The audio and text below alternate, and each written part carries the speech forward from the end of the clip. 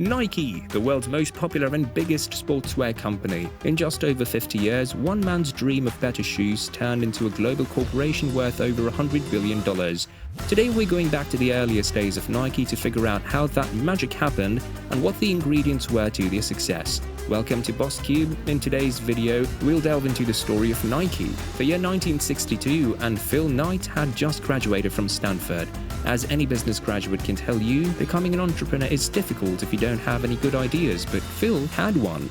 He was a distance runner back in university, and in one of his business classes, he had written a paper proposing the following idea. Phil had seen how Japanese cameras had replaced the dominant German cameras in the American market, and he wondered whether Japanese shoes could do the same to Puma and Adidas, which were at the time extremely popular in America. And by the way, that is indeed how you pronounce Adidas. But back to Phil. After writing the paper and graduating, Phil became obsessed with his idea of bringing Japanese shoes to the USA. Of course, he didn't own any Japanese running shoes, and the few that he had seen were brought stateside by soldiers who had been stationed in Japan during the occupation after the Second World War.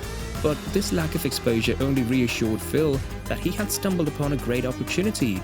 He knew that to take advantage of it, he would have to establish contact with a Japanese company and negotiate to import their goods to America, both of which were actions he had exactly zero experience with.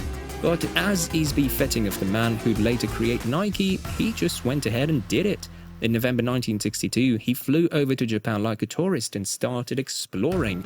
In the beautiful city of Kobe, he stumbled upon a shoe store that caught his sight. It belonged to a company called Onitsuka Tiger, and the shoes they made were, for their time, very high quality, so much so that Phil was determined to import them back home. He presented himself as an American shoe distributor and arranged a meeting with the company's founder.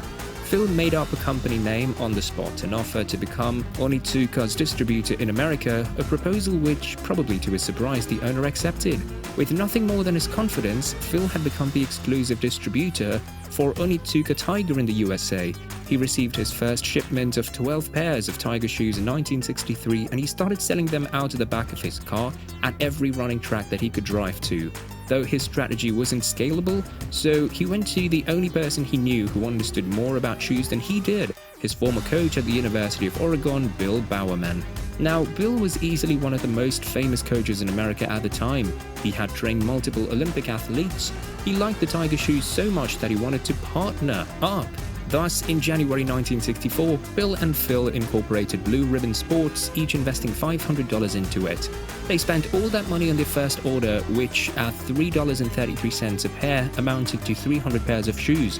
The shipment came through in April 1964, and thanks to Bill's connections, it was sold out by July. In their first year, BRS sold $8,000 worth of shoes, and with that money, Phil started hiring salesmen for his company. In 1965, their revenue had increased to $20,000, and pretty soon they opened their very own store in Santa Monica. But while Phil was handling the business side of the operation, the actual innovation was coming from Bill. He was the guy who single-handedly brought jogging to America. In 1966, he wrote a book about it and sold over 1 million copies, and of course, his company was among the first to start marketing the Tiger shoes for jogging. Bowerman was all about innovation, and with every new shipment from Onitsuka, he'd cut open a few shoes to see how they were made, and he'd always try to improve them by, for example, adding to the cushion or using more lightweight materials. He'd constantly send his notes to Japan requesting changes. He was effectively designing Onitsuka shoes for them. It was one of Bill's designs that catapulted BRS into the mainstream. The Cortez, as he called it, became one of the best-selling shoes in 1968, undoubtedly thanks to the 1968 Olympics held in Mexico. Thanks to Cortez, BRS sold $300,000 worth of shoes in 1969, but they had a big problem. The Cortez was so successful that they couldn't keep up with the demand. Every new shipment they received sold out faster than the one before, but Onitsuka kept sending them at the same glacial pace. What Onitsuka was doing was satisfying their local demand in Japan first and then sending whatever was left to America.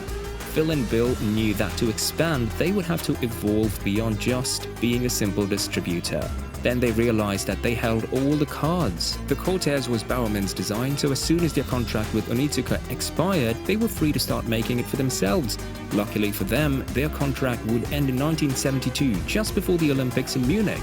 Thus, Phil had plenty of time to prepare for his next big move. In 1971, he started working on the branding. His first employee suggested calling the brand Nike after the Greek goddess of victory. Then Phil needed a logo, so he went to a nearby university, snatched the first graphic design student he could find, and told her to make him a logo. For the impressive sum of $35, he got this, the swoosh. In hindsight, that was money well spent, and with his branding now complete, Phil was ready for the Olympics. This time, instead of locking himself into exclusive agreements, Phil established a network of subcontractors across Japan. With production under their control, Phil could finally spread his wings. You can now see the graph of Nike's sales exactly when Phil started importing shoes from his Japanese subcontractors. And yes, he started before his contract had even expired in 1971. From then on, the story of Nike became one of growth. They became the largest sportswear company in America in 1989 on the back of brilliant marketing like the Just Do It campaign and by signing rookie athletes that would eventually become famous across the world. If you found this video informative, don't forget to give it a thumbs up and leave a comment below sharing your thoughts and insights. If you haven't already, we invite you to subscribe to our channel for more engaging content like this. Thanks for watching, and we'll see you in the following video.